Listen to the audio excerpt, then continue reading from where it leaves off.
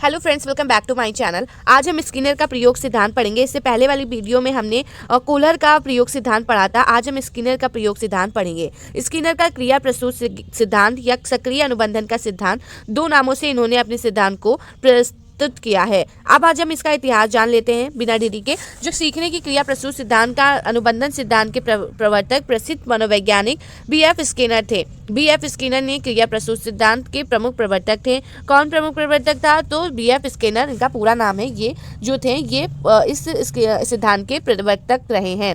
ठीक है, ये प्रवर्तक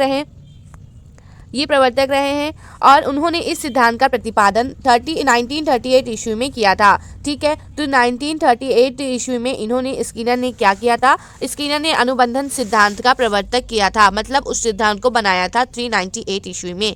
स्किनर जब हार्वर्ड विद्यालय के प्रोफेसर थे तब उन्होंने व्यवहार का वस्तुनिष्ठ और व्यवस्थित अध्ययन करने के लिए यंत्र विकसित किए, जिनमें स्किनर बॉक्स मुख्य है। अच्छा, स्किनर बॉक्स जो है वो एक चूहे का इन्होंने प्रयोग किया था। चूहे के ऊपर इन्होंने प्रयोग किया था, तो उस बॉक्स के अंदर किया था, तो उसको स्किनर बॉक्स भी कहा जाता है। ठीक है, एक चूहे को उस बॉक्स में बंद कर दिया और उसमें आपको बताना चाहेंगे, एक चूहे को, जैसे कि ये बॉक्स है और यहाँ पर चूहा है। ठीक है, इसको बंद कर दिया और यहाँ पर कुछ प्लेट्स लगा दी। यहाँ पे जब खाना आता तो चूहा, मतलब जब चूहे को काफ़ी समय तक भूखा रखा गया था, जब भूखा चूहा अपना खाना लेने के लिए झपट्टा करता तो काफ़ी समय तक वो असफल रहा। लेकिन जब उसने अपनी प्रतिक्रियाएं की, इधर उधर झपट्टा किया, तो वो खाना अंदर आ गया। तब अंदर वो आ गया खाना, तो उसको पता चल गया कि इस तरह से मुझे खाना मिल सकता है। तो इस प्रक्रिया को उन्होंने इस पर प्रयोग किया था। यानी जो भी हम क्रियाएं करते हैं वो क्रिया प्रसूत, यानी करके सीखने से ही हमें वो क्रियाएं प्राप्त होंगी। बिना करे उसको खाना नहीं मिल सकता था। उसने जब कुछ प्रतिक्रिया की तब उसे खाना मिला।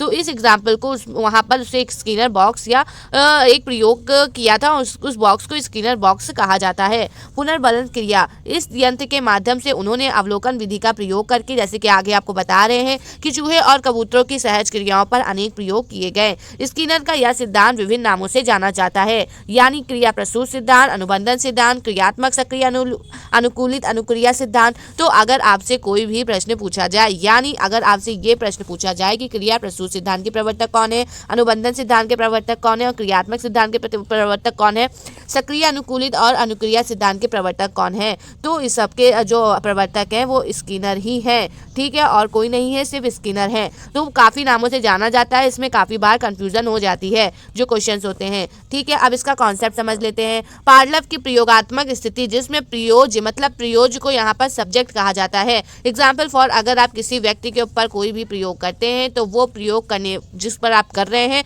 वो आपका सब्जेक्ट कहलाएगा, यानी प्रयोज कहलाएगा। अर्थात एक निष्क्रिय भूमिका अदा करता है। कुत्ते के ऊपर पार्लव ने एक प्रयोग किया था। कुछ दूर हटकर स्किनर ने एक ऐसा प्रयोगात्मक परिस्थिति में रखकर प्रयोज के सीखने का व्यवहार का अध्ययन करना चाहते थे, जिसमें अदा करके इसी उद्देश्य से उन्होंने एक विशेष बॉक्स तैयार किया, जिसमें प्रयोज जैसे चूहा स्वतंत्र होकर घूम फिर सके और किसी अनुक्रिया विशेष को सीख सके। ऐसे स्किनर को चूहे और ठीक है, ऐसे स्किनर तो चूहे, कबूतरों तथा मनुष्यों पर कई प्रयोग कर सीखने के व्यवहार का अध्ययन किया, परंतु उनके प्रयोग द्वारा स्किनर बॉक्स में चूहे पर किया गया प्रयोग काफी प्रभावित हो गया। अब इन्होंने क्या प्रयोग किया था, इस बारे में चर्चा कर सकते, यानी मैंने थोड़ा आपको एग्जाम्पल ऊपर चित्र के माध्यम से जैसे मैंने समझाया, आई होप आपको समझ में आ गया हो। अगर कुछ डाउट रहे होंगे तो आपको इस थ्योरी के माध्यम से उस डाउट क्लियर हो जाएंगे। ठीक है, स्किनर ने क्रियात्मक अनुबंधन सिद्धांत का अध्ययन करने के लिए अपनी विधि तथा उपकरण का विकास किया। उन्होंने एक बॉक्स पर निर्माण कराया, जिन्होंने स्किनर बॉक्स कहा जाता है।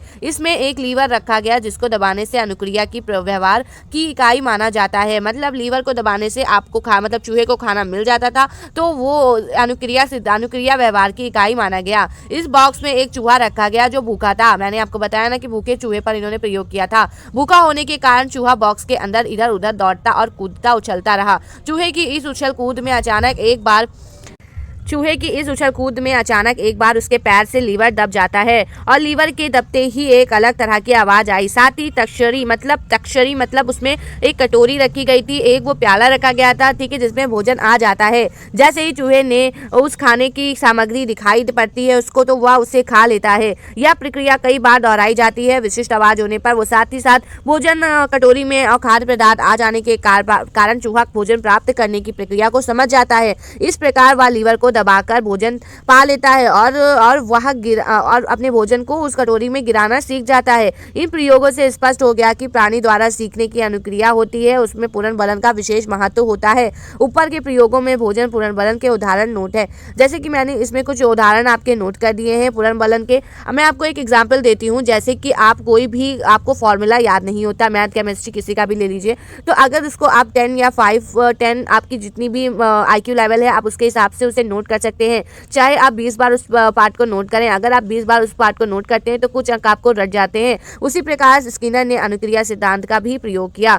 बार बार वो प्रक्रिया दोहराने के कारण चूहे को उस प्रक्रिया का ज्ञान हो गया था कि इस प्रक्रिया को करते ही मेरे पास खाना आ जाएगा और मैं खाना खा लूंगा। तो यह प्रयोग काफी हद तक इनका सफल रहा। ठीक है, पुनर्बलन से तात्पर्य वैसे उद्दीपन से होता है जो किसी अनुक्रिया की भविष्य में होने वाली संभावनाओं को बढ़ाता है। पुनर्बलन को स्किनर 2 भागों में बांटते हैं। ठीक है, धनात्मक पुनर्बलन और ऋणात्मक पुनर्बलन।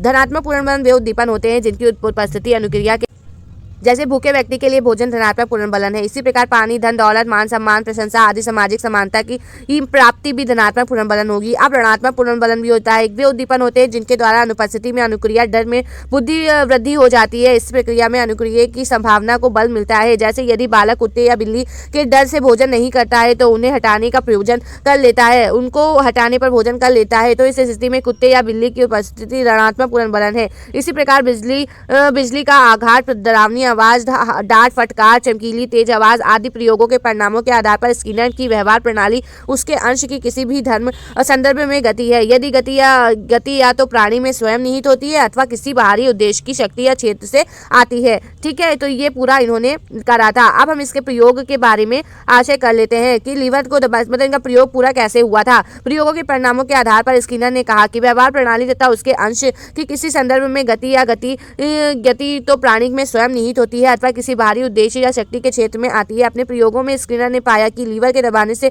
चूहों के लिए सरल हो गई थी, मतलब लीवर बार बार दबाया गया था, निरीक्षण सरल हो गया था, लीवर दबाने की प्रक्रिया में आभास हो गया था और वो अच्छे से खाना खा पा रहा था, मतलब वो प्रक्रिया बार बार करने में सक्षम था। ठीक है, तो इसका गुण का सिद्धांत का उल्लेख आप इसका स्क्रीनशॉट ले सकते हैं। इसकी आलोचनाएं भी थी, जहां तक इसके गुण थे वहां पे इसकी आलोचना भी थी। इस सिद्धांत की शिक्षा की अपेक्षा करते हुए कुछ दोष भी है। स्किनर ने अपने प्रयोग में कबूतरों और चूहों पर संभावित और उन्हीं प्रयोगों के आधार पर सक्रिय अनुबंधन सिद्धांत का प्रतिपादन किया। यह सिद्धांत बुद्धिहीन अथवा कम बुद्धि वाले वह प्राणियों पर लागू होता है, बुद्धिमान, चिंतनशील, विवेकशील प्राणी पर नहीं।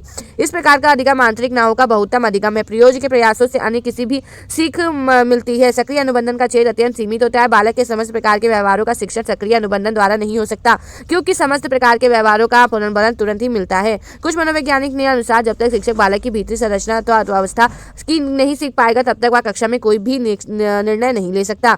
निष्कर्ष तौर पर हम कह सकते हैं कि स्किनर के प्रयोग में यह निष्कर्ष निकलता है कि अनुक्रिया करना प्राणी का एक स्वाभाविक गुण है। जब भी कोई उसे कोई आवश्यकता होती है तो वह उसके अनुसार क्रिया करना प्रारंभ कर लेता है। अगर आपको ये मेरा वीडियो पसंद आता है तो प्लीज़ मेरे चैनल को लाइक एंड सब्सक्राइब जरूर कर लीजिएगा ऐसी हेल्पफुल वीडियो पाने के लिए। Thank you for watching this video. Thank you everyone. Thank you.